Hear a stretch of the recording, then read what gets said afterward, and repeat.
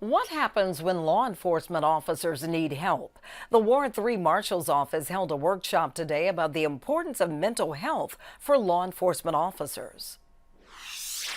And their mental health is much more important than our mental health in lots of respects because they are that thin blue line. They are walking the line between order and chaos in their society. So if they're not walking their own personal line on mental health, they can't serve our community. Marshal Nathan Keller's daughter is a counselor. She recently asked the marshal, how does law enforcement get help when it comes to mental health? Well, Daddy, who helps the law enforcement? I'm like, well, what do you mean? She said, well, who do you all get help from? I said, well, as the dad and as a law enforcement officer, we the police. We not supposed to need help. We supposed to be the ones that's helping everybody.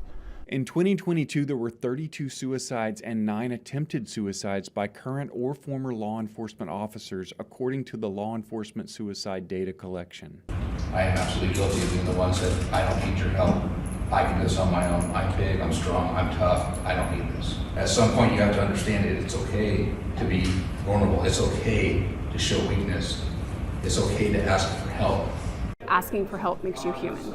It's not a badge of honor to be stoic and strong and courageous and not ask for help. It takes more courage and strength to ask for help. With mental health, there's a negative stigma attached to it just in general, because when people hear the word mental and health, they automatically assume it's a problem. I don't need help.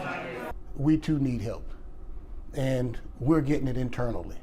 We're providing the resources to hopefully somewhere when we see that one of our people need help, we can recognize some of those signs and provide them with the help they need. In Lake Charles, Barry Lowen, 7 News.